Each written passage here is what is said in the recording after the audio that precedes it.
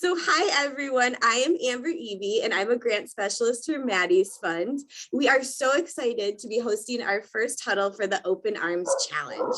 Starting on November 22nd, we are encouraging animal shelters and rescue organizations to pilot new approaches that open doors to adopters and volunteers and welcome the entire community. We are proud to say that we have 323 organizations signed up to participate, along with 16 national organizations as partners. And just for the record, that's the biggest amount we've had with our challenges so far. So thank you everyone for joining us. We are awarding $200,000 in grants to participants who complete the challenge, and we can't wait to see what you can do. Today, we'll have 20 minutes of presentation time, followed by time for your live Q&A. But before we get started, we have a few housekeeping items. We've muted your microphones so that everyone can hear our speakers. Once their presentation has concluded, we'll open the Q&A session. There are two ways you can ask questions, either by raising your hand or by typing your question in the chat area. You can type your question or raise your hand whenever you have them, but we won't call on you or read your questions until after the presentation portion is done. Please take a look at the bottom of your screen where it says participants. If you click on that button, your participants window will pop up on the right. To raise your hand, click the hand icon. This is the preferred method for Q&A as it allows us to have you clarify your question if we need more information. When we call on you, you can click on unmute so we can hear you. And then be sure to mute yourself again when you are done talking. If you're having trouble with your screen, you can also use the chat instead of this. So then we'll just read those questions aloud during the Q&A portion. And finally, we will be recording this session. The session recording will be posted on the Open Arms Challenge on the Maddie's Pet Forum, as well as our webpage, should you wish to view it again or share it with a friend. And so our moderator for today's huddle is Gina Depp of Michelson Found Animals, who is also a funding partner of this challenge. And as we all just learned, also speaks Portuguese among her many talents. Gina is going to introduce the speakers and then moderate the Q&A with help from me and the Maddie's Fund team. So I wish I could say it in Portuguese, but I'm going to do it in plain old English. Over to you, Gina. Muito obrigado, Amber. Welcome everybody, good morning or good afternoon, wherever you are. Super jazzed to be here. I'm Gina Knapp with Michelson Found Animals Foundation, and hopefully you know, all I care about is getting lost animals back home where they belong, but that's not the topic today. Today we have some really important speakers and what I feel is a pretty heavy topic. So Sloan Hawes and Nina Ekholm Fry will be presenting. Sloan is the Assistant Director of Research at the Institute for Human-Animal Connection. Ooh, that's a big title. She manages a social science research agenda examining the human community factors that inform companion animal welfare, with a particular interest in how animal welfare challenges intersect with human social and environmental justice issues. Boy, this is going to be a deep call. Nina is Director of Equine Programs at the University of Denver's Institute for Human-Animal Connection, and yes, I'm reading this because I couldn't memorize it, I'm too old, at Denver's Institute for Human-Animal Connection, and a faculty member, oh, good for you, faculty member in the Graduate School of Social Work and the Graduate School of Professional Psychology. Wow, I feel completely inadequate at this point. I'm going to turn it over to Sloan and Nina. I hope you guys all have your seatbelts on. I think this is going to be a very interesting call. Thanks, Gina. Getting up my slides here. Give me 1 second.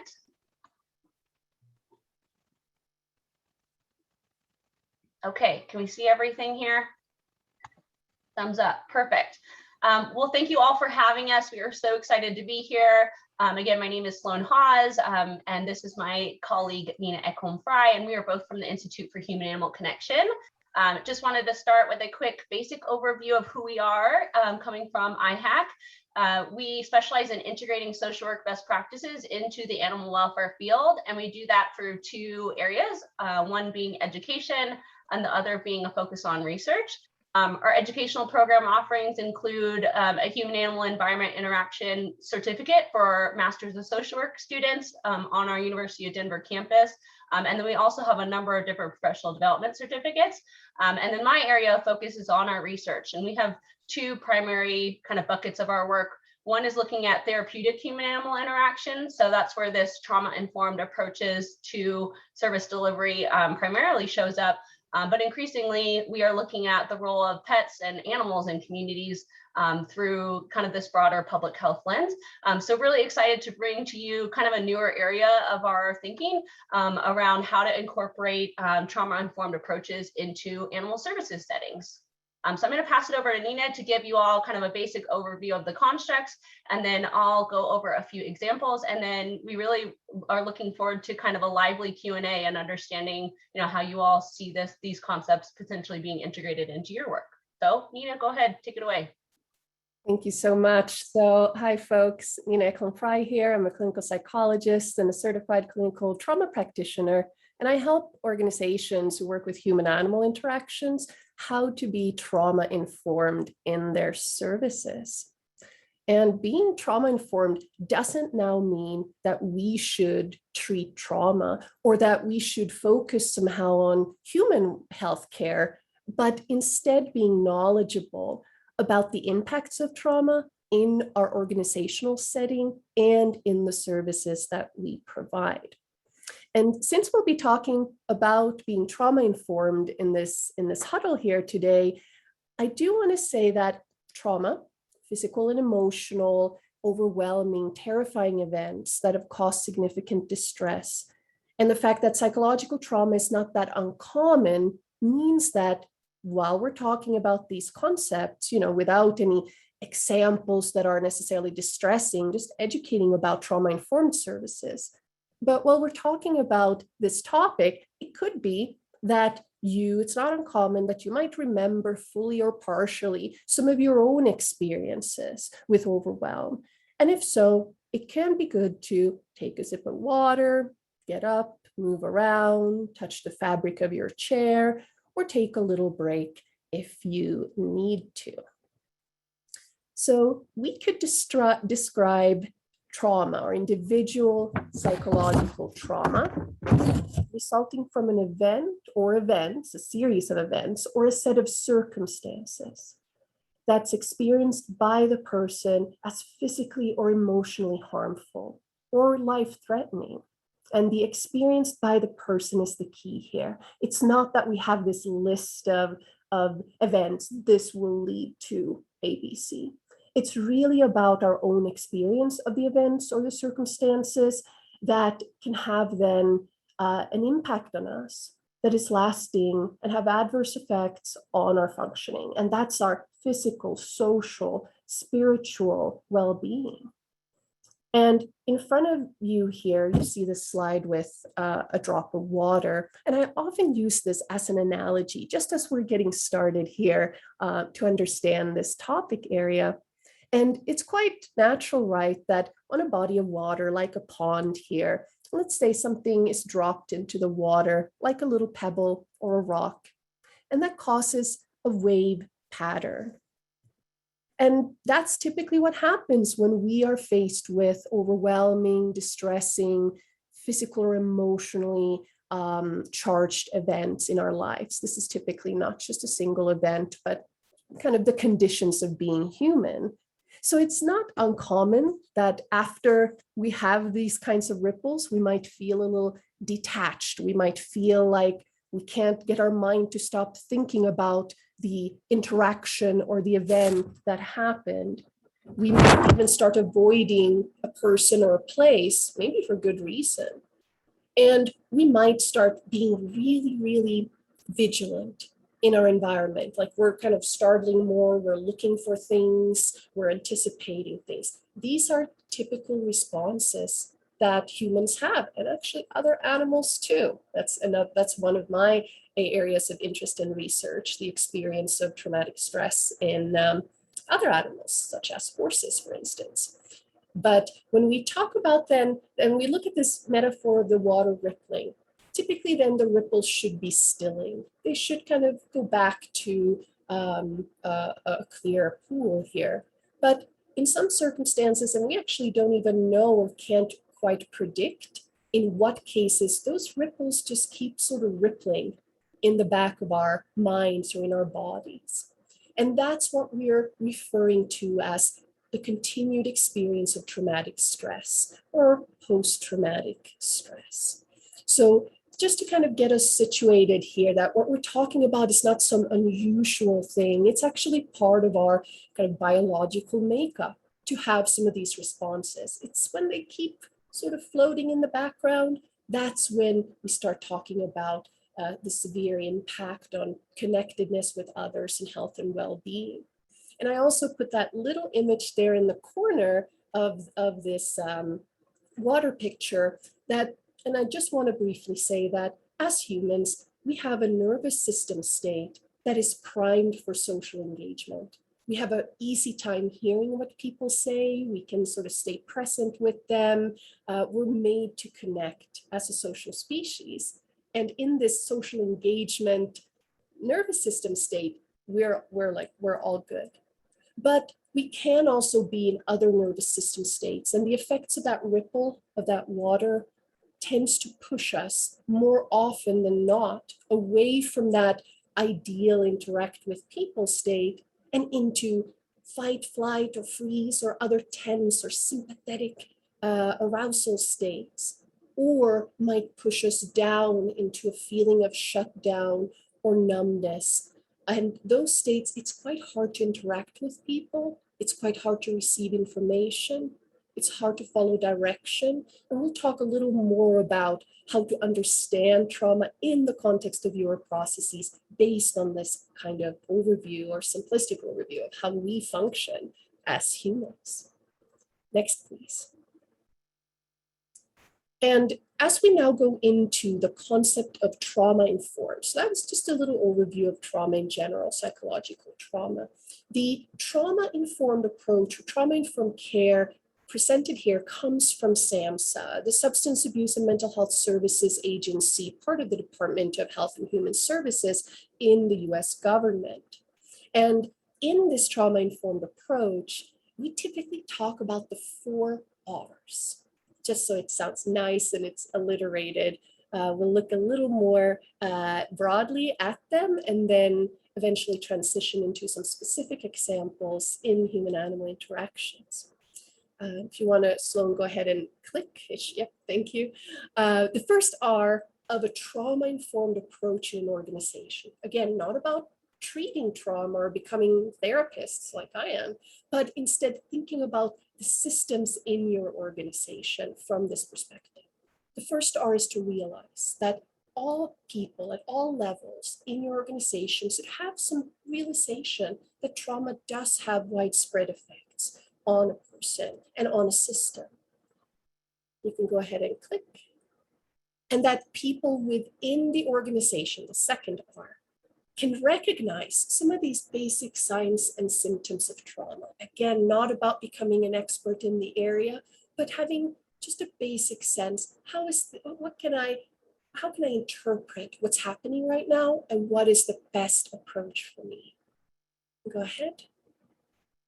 This third R is to respond.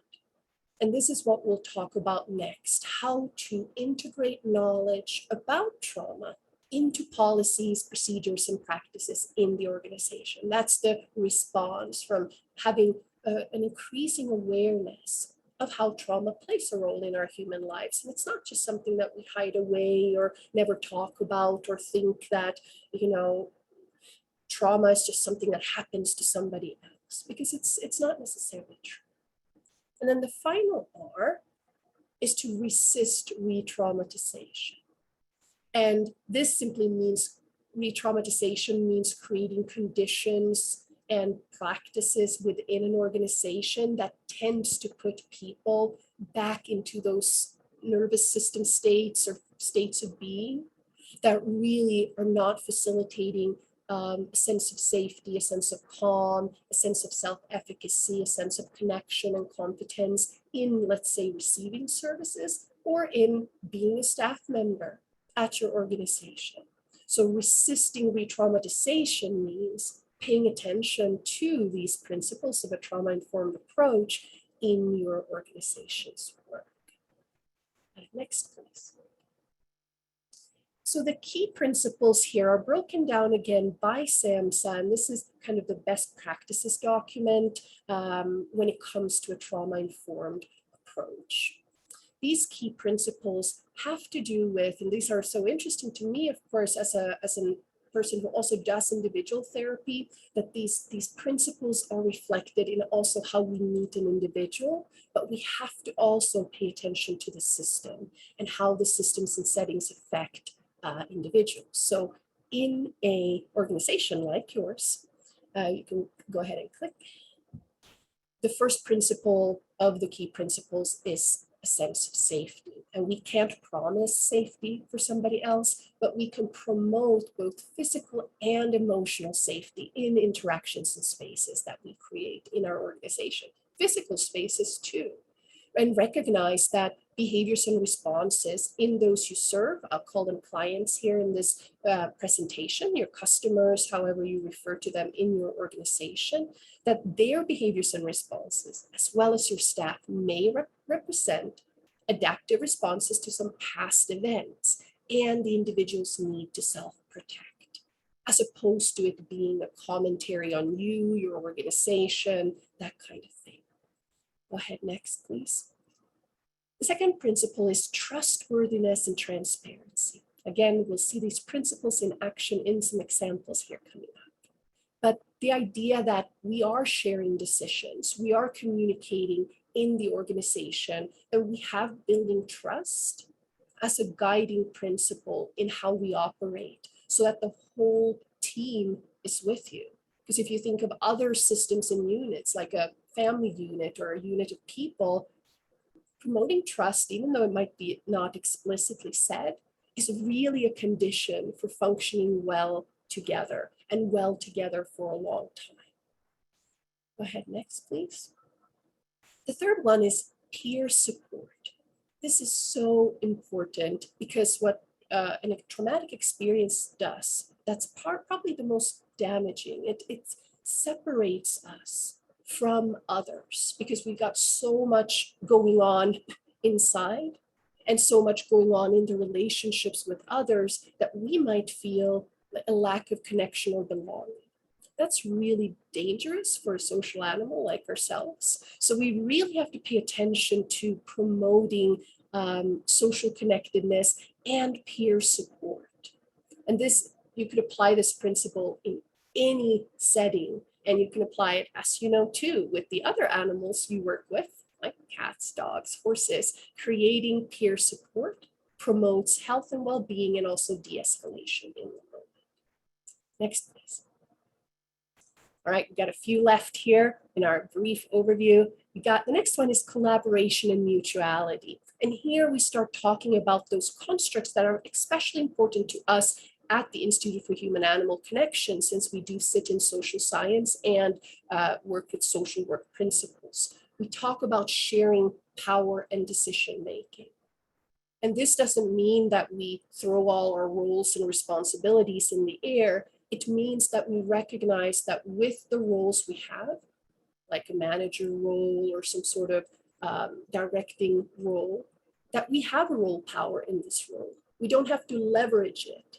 We can share that power. We can invite joint decision-making. We can dismantle some unnecessary hierarchies in the organization and shift to this idea that I have responsibilities here versus I'm the boss of, or I have power over you here.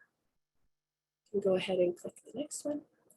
Empowerment and choice is the penultimate here. And it really is about keeping folks, also of course staff and others in your organization, informed about processes, keeping expectations clear. And this is also important because here we might sometimes, when we're feeling a bit tight or we're stressed or anticipating something like a staff meeting, we might have a hard time hearing all that information. You know, we might miss some of it. It might seem inexplicable to us that some people say, no, we talked about that. And you're sitting there going, I sure didn't. And it could be innocuous, right? But it could also feel really harmful depending on what we're talking about. So understanding how do I involve and give people choice, maybe in materials being written or recorded auditorily or in person. How do I create this sense of safety? I'm not going to miss out on stuff. And that's also true for the staff in the organization. So this is a continuous parallel process here, both who we serve, but also how we are in our roles. Go ahead for the last one. And here in cultural, historical, and gender issues, we're really talking about how different identities, culture, and experiences of oppression affect our experience of trauma, affect access to services, and importantly, affect opportunities to feel a sense of safety or a sense of belonging. So the organization really keeps up to date on understanding social justice, understanding issues with equity and diversity and inclusion in your work, not just as the thing we do over here, but how we live, how we do the organization. And go ahead and click, please. I have these, you can click one more. I have just a couple examples here that I'm sure folks maybe recognize.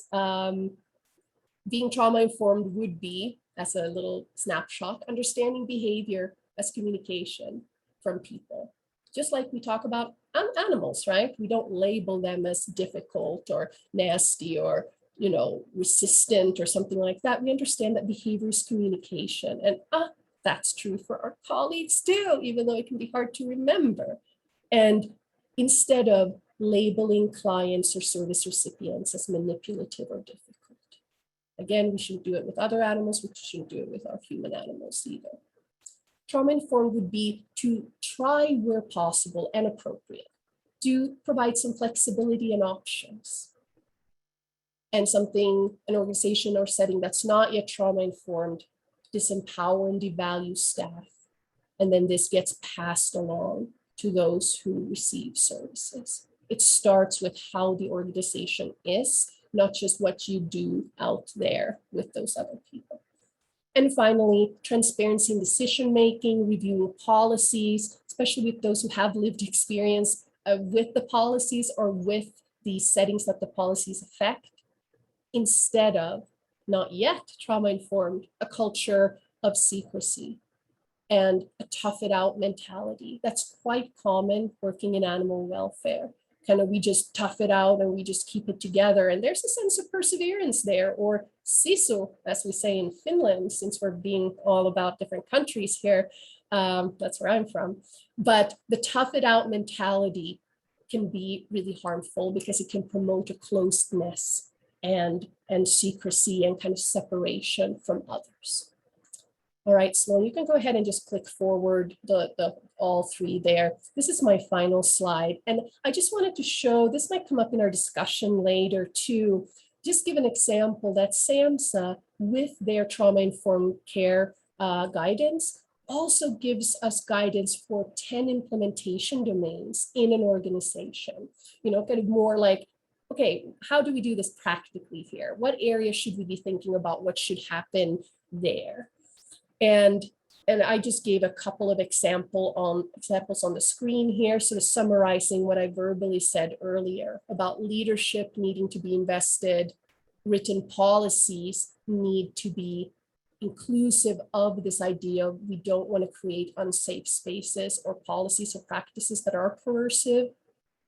And we also want to keep folks informed, but knowing that sometimes we might not have the capacity to take in all that information because our nervous system state might not allow it. So with that, I'm going to pass it over to Sloan, who will give some more examples. Thank you. Thanks so much, Nina.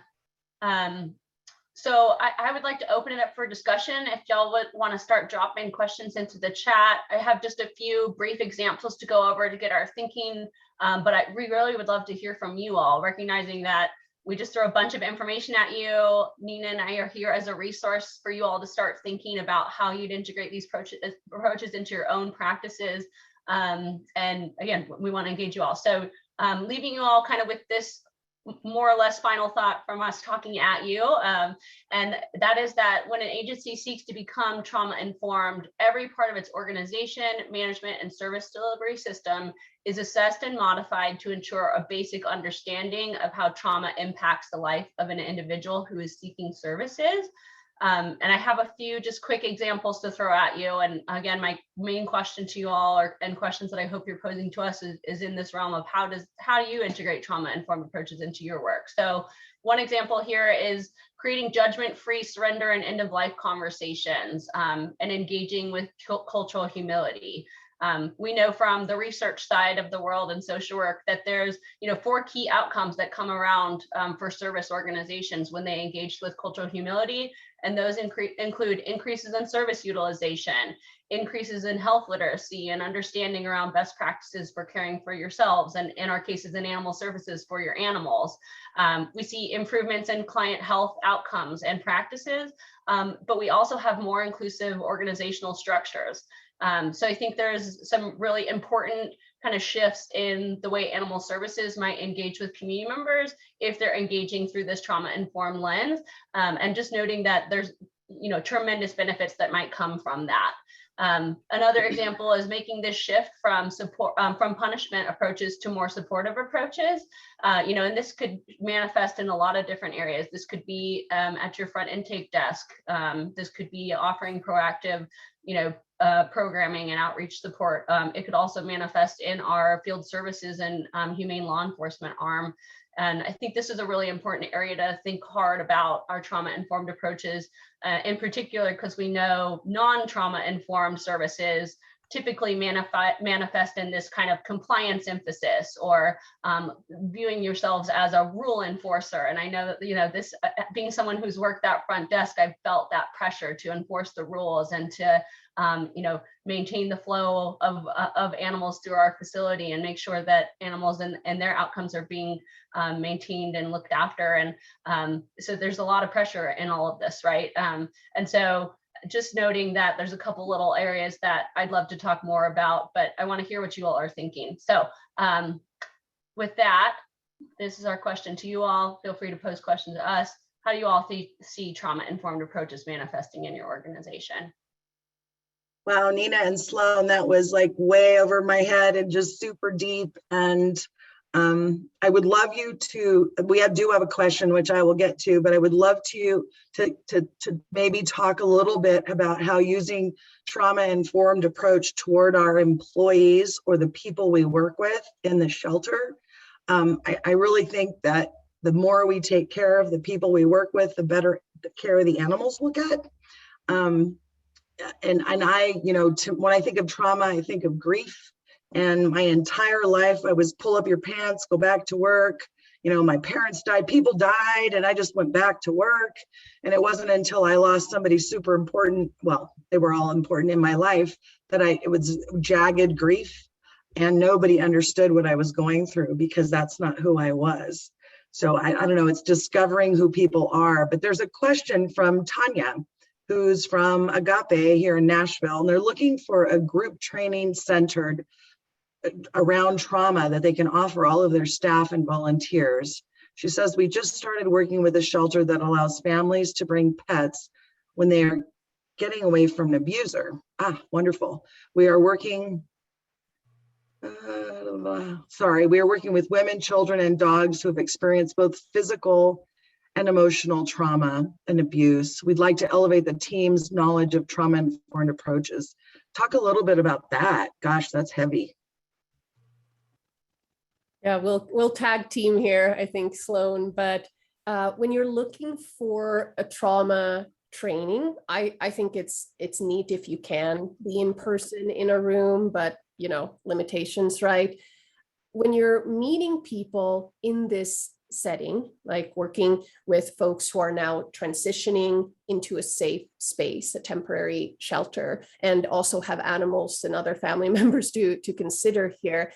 Anything around because I don't, I'm not, if I knew somebody right there in your city, I would recommend them, but generally, things like mental health first aid, things like meeting acute stress in others. Like the idea is not like, oh, I have to now train my staff to be trauma treatment people or something like that. That's not the point. It's really about creating a space that sort of connects to those areas of well-being that become affected when we experience trauma. Sense of safety, sense of calm, sense of self-efficacy or agency, connectedness, and a sense of hope. And you're already providing some of those by having a co-sheltering situation here. So again, mental first aid, verbal first aid, this kind of training that's accessible to folks outside of healthcare, meant to just create a space, not like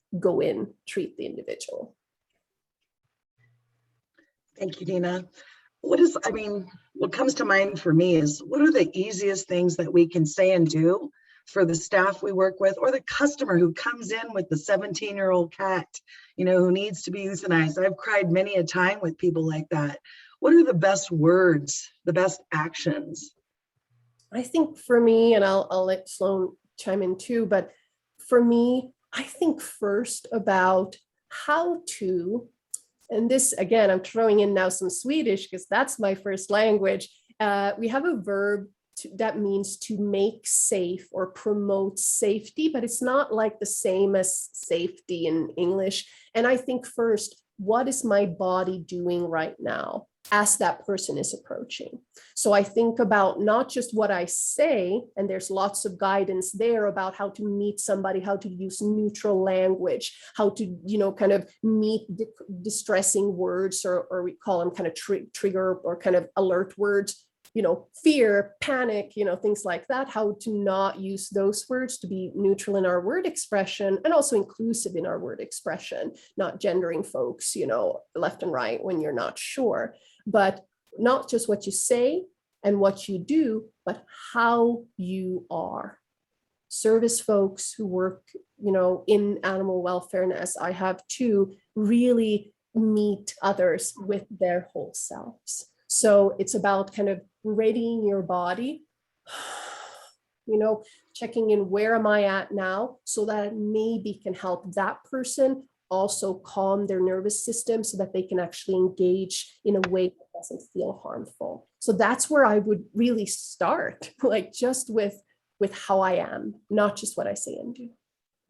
Yeah, and I want to add a lot of trauma-informed approaches. I think your initial kind of understanding of this construct, it makes sense to start with how do I manifest in my individual interactions, and I'll just do sort of an additional layer of this. There's also an important layer of integrating trauma-informed approaches from that structural and policy level, and what that looks like and feels like for me is doing this comprehensive review of your policies, of your programs, of what's offered from a bird's eye view, and really thinking about your animal services as truly the safety net for animals in your community. And so how does that role as being a safety net? Like when all the things go wrong, when people have lost access to services or have had major life changes, like all of these potentially traumatizing experiences for the humans, and also arguably for the animals, folks end up at our doorsteps, or you get called out to their home on a call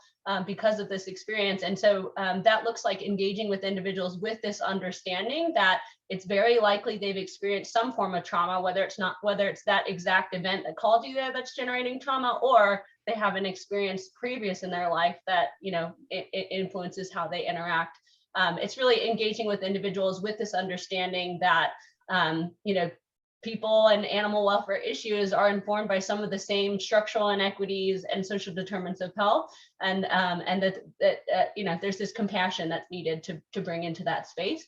And so just kind of again drawing in that this is not just an interpersonal practice, it's also an organizational practice for you to sit back as an organization and think about how are we promoting inclusivity, equity, diversity in our practices. And I think trauma-informed approaches are one of those organizational culture doors that once you start that conversation, it's really the ripple effects, to Nina's original metaphor, are endless here.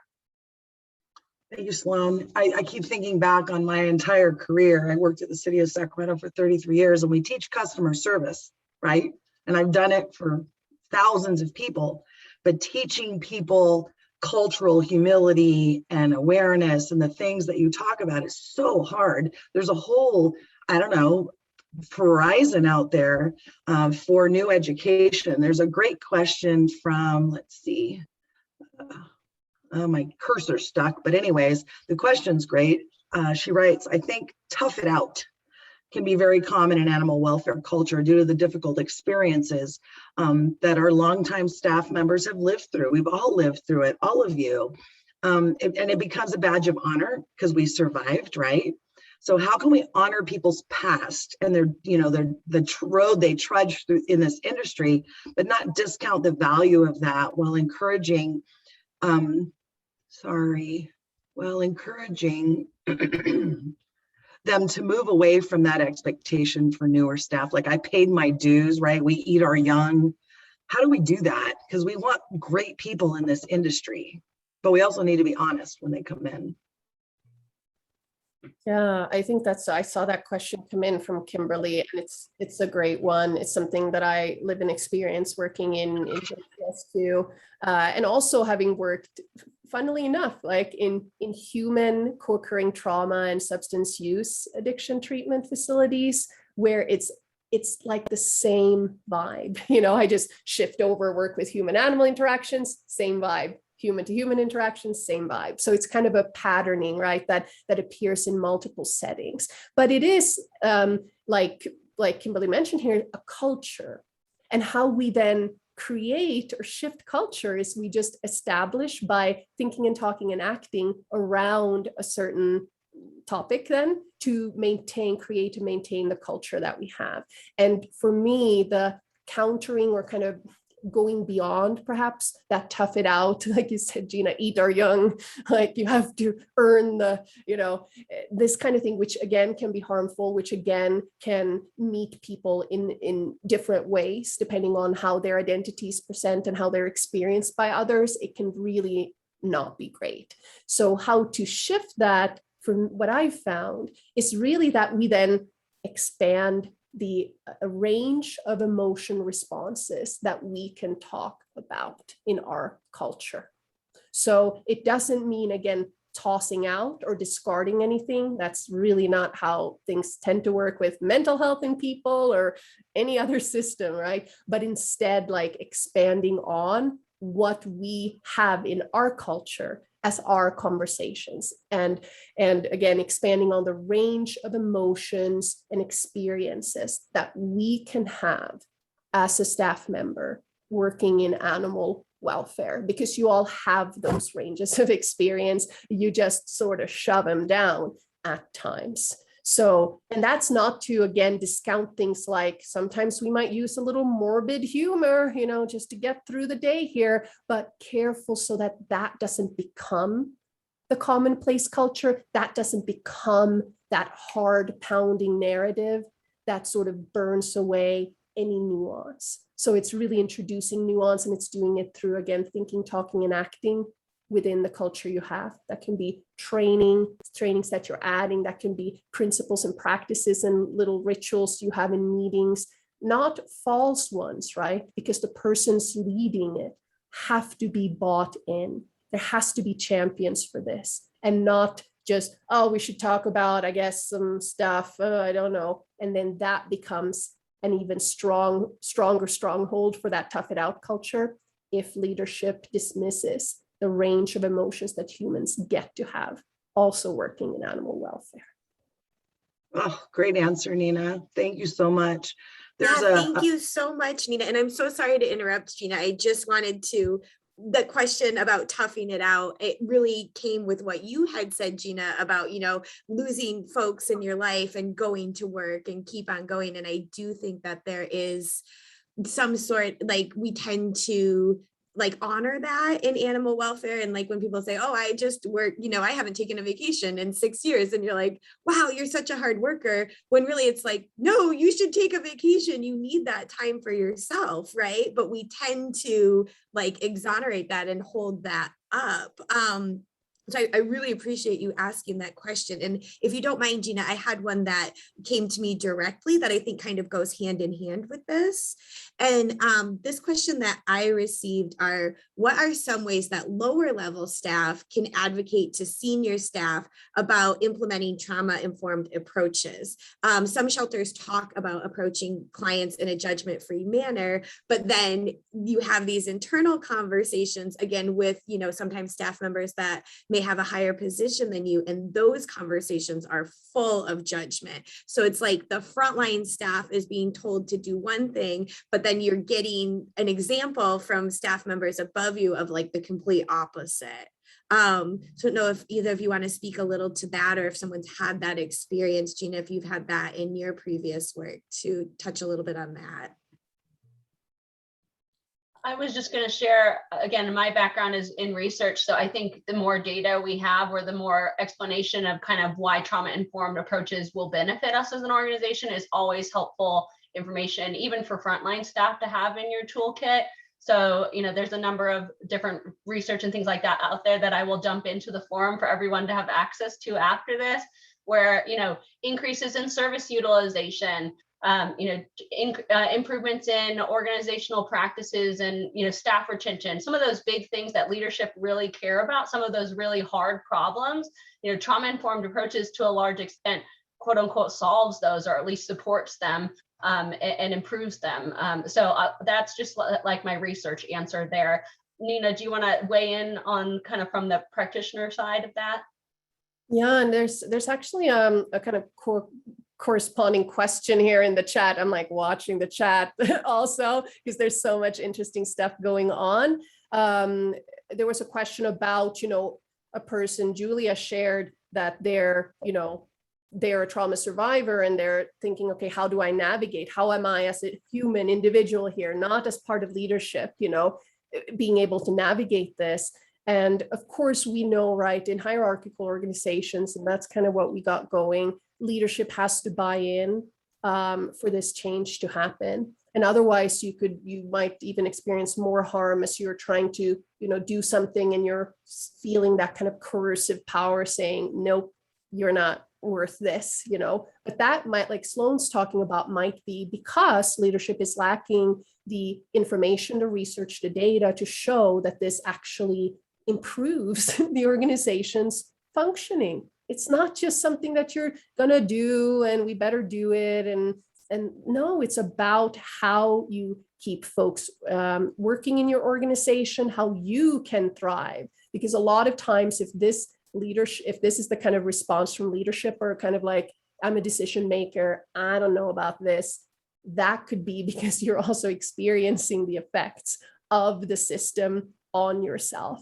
dismissing parts of yourself, creating a work environment that really just emphasizes perform at the top, you know. So as Julie shared in the chat, you know, starting as an individual person, you could even look at those domains, right? You could look at something like the physical environment. Is there something that helps you find a moment of calm or connectedness during your work? Can you set up a peer connection at your work if you're feeling, not feeling great that day, and really benefit from that social connectedness that the impacts of trauma sometimes sort of wants to sever? So there are these, you know, things that we can do as individual folks within the organization, but the leadership, like maybe hearing about this Huddle, getting some data from our research at the Institute for Human Animal Connection at University of Denver, like some of these more traditional ways to access leadership, while then gently also reminding folks that we're going to live through this as an organization, not just you all at the desk, front desk kind of thing. Something I really wish, and I think it will happen, is having these conversations when you're onboarding new staff, constantly talking about this. I mean, I don't remember which one of you said it, but just not dismissing. And that's what we do in this business. We dismiss because we're busy and we go on and on and on, right? And it's important to stop and take some time to literally breathe and recognize that we're just people trying to do the best thing that we can do for each other, for the animals, without judgment and with kindness. It's like, oh, this is so needed. Where were you 10 years ago? There's another question from Irene. Nina, in your experience, do you find if trauma is not addressed individually or organizationally, it eventually comes up down the road? Yeah, I would say it doesn't just come up, it is the road. It is an organization that's kind of just sharp and bumbly and dismissive and undervaluing, emphasizing the wrong things in the organization, things like that. And it's so neat that when we start thinking about things like JEDI, justice, equity, diversity and inclusion, and we start thinking about things like being trauma informed in our human interactions, and we start thinking about things like being science informed in how we handle and train or prepare if that's part of our organization in terms of the animals that we serve, these systems start then coming together. So I even talk about conceptually, right, with the work I do with horses, being trauma informed in how we handle horses, which is like, how does that work? But it's some of those same principles. It doesn't mean that I'm saying, okay, horse, whatever, it's like I still have role responsibilities, but I can recognize that we might have some trauma or high stress anxiety going on, and the horse is not responding to what I'm saying because of that, not because of what I made up, or that I can share power, I can give some choice and options. These are all science-based ways of how we now train and handle animals, and debunking old theories around dominance and things like that. And they all like interlace with also how we should think about these organizational practices and processes. So sometimes we see them cluster together, kind of to Irene's question, like it's all kind of clustered together, or it starts expanding with frameworks and principles and policy updates that then start serving a much more functional organization. Excellent, Nina. When I was in Sacramento, I think the last year and a half that I was there, we launched a peer support program at our shelter. It's very common in police and fire units, not so common in animal welfare. Personally, I would love, and I'm sure there are people on this call, how do we articulate this component of our work to our elected officials, to our boards, to the folks that hold the purse strings, that this is a topic that's dire and requires funding too, for training, et cetera. Do you have any suggestions on that? Yeah, I'll pass this over to Sloan. I've been chatting here for a while. No, that's good. Yeah, I think that's my passion areas, right? Is how do we get more people on the bus with us to, be engaged in our life-saving efforts for the animal side, but now increasingly also engage in this conversation of how do we keep pets with their people, and how do we engage in this kind of human animal support service model where we're wedding like being a human service agency with our existing roles of being an animal service agency. That's a lot to hold in a space. That's a lot to fund. That's some really kind of a lot of training involved, like all these topics that we're covering right now. To your point, Gina, require funding, require support from our municipalities. And that's where I think the research is really powerful around trauma-informed approaches and what the potential benefits of those are. What we know is that being in intensive services, whether it's animals being kept in shelters or it's people being in intensive programming and treatment, that's expensive to not only individuals, but to the community as a whole, to taxpayers and that sort of thing. So, not to make this about economics, but that is one really important piece to tie into our thinking around bottom line. Individuals in a not trauma-informed environment have longer lengths of stay and have higher costs of care.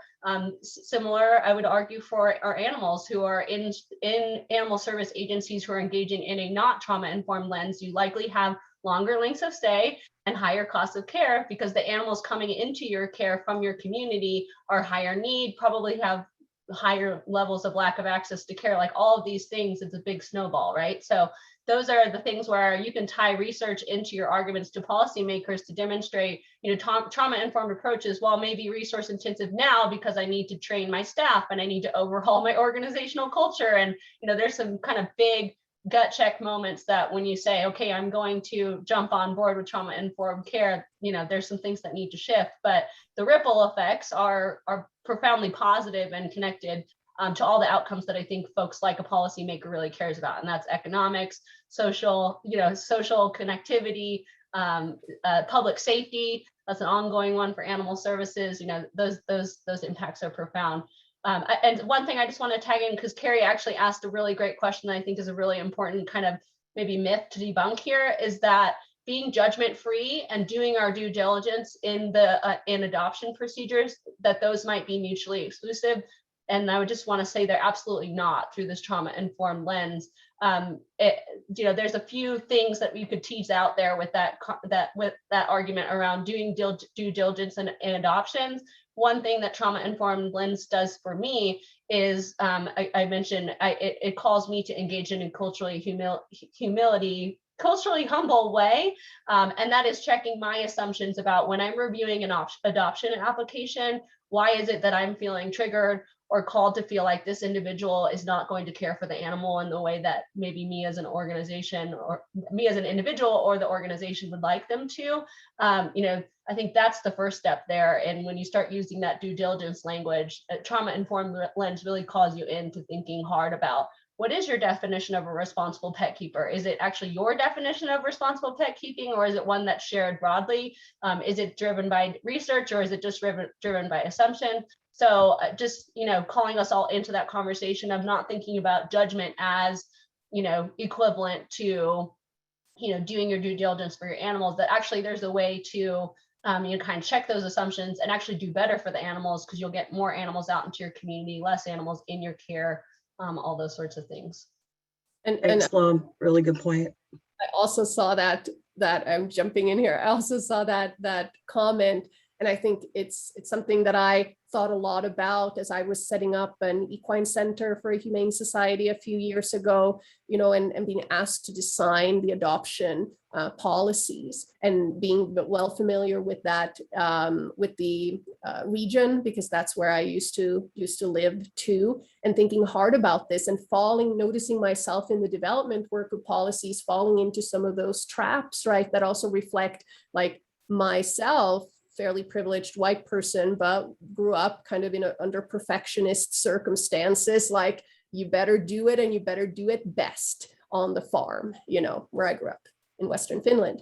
So I'm noticing, that we're always checking in, like Sloan's saying, what is going on here, along with the very real role we have to educate, support, network, and collaborate, not to punish, remove, discipline, police folks in the provision of our services. And I keep again coming back to those kind of high level principles of meeting somebody who's experiencing acute stress symptoms, sort of the precursor for the ripples to keep rippling, so to speak, which is in those conversations, in that adoption gathering process, however it looks for you, trying to promote a sense of physical, emotional safety if possible, the space you're using, how you're sitting, all of that, a sense of calm, what's going on in your body that also can affect the snap judgments that you might be making without even noticing, a sense of promoting a sense of self-efficacy and agency in the person that you're interviewing, a sense of connectedness to resources, to the community, to now having this kind of animal in your life, and instilling hope. So I think somebody responded here, I think it was Anna, responded with some of that, like how the process actually works. It's not restrictive, rip away, push you out. It's we're working together. And that's really the future, I think, of sheltering. When I think about responsible pet ownership, I think of, will they love the animal? Will they feed it and provide care? And care is different for all of us, right? And so we could strip away all those lists and all those checkoff sheets and all those things. Most of us can't afford a $10,000 surgery for our pets. Most of us cannot do that. Yet we judge people that cannot. So I think we're in this, I don't know, a renaissance, if you will, an awakening in this industry. High time. And gosh, you guys were awesome. Amber, are we like close to the end? I don't know what to do here. I know, I can't believe how quickly that went. And I think the idea of being in a renaissance or an awakening is the perfect note to end on. Nina, what's the word for that in Finnish? What's the renaissance or the awakening word in Finnish? Oh my gosh. I can't think of it in Portuguese either. I know, I was going to ask you that too. And Renaissance in Swedish. Renaissance. Yes. Perfect. Pablo, help us. How do you say it in Portuguese? It is a new day. I love it. Brand new day. And that's really why we're here, right? So thank you so much, Sloan, Nina, and Gina, for hosting this today and meeting with us. We will wrap up this huddle now, but please join us on Maddie's Pet Forum so you can continue to discuss this. This is a challenge, but part of the challenge is encouraging all of us to join together to be more open and to find more volunteers, adopters, be more open to your community. Our next huddle is scheduled for this Thursday, October 7th at 10 a.m. Pacific time, 1 p.m. Eastern time. So we'll be sharing how to be open to new ideas. And remember, if you aren't able to attend live, you can always review the recording. And again, if you haven't signed up for the forum, we definitely encourage you to join at maddiespetforum.org, and Wendy's dropping that in the chat. Thank you all again for such a great conversation. Sloan, Nina, and Gina, we so appreciate your time, and everyone who joined us, we so appreciate you joining us to learn how to be more open and to really participate in this challenge. Can't wait to see you at the next huddle. And again, please go out into your days knowing that it's a brand new day and it starts with us. Thank you, everyone. Be safe.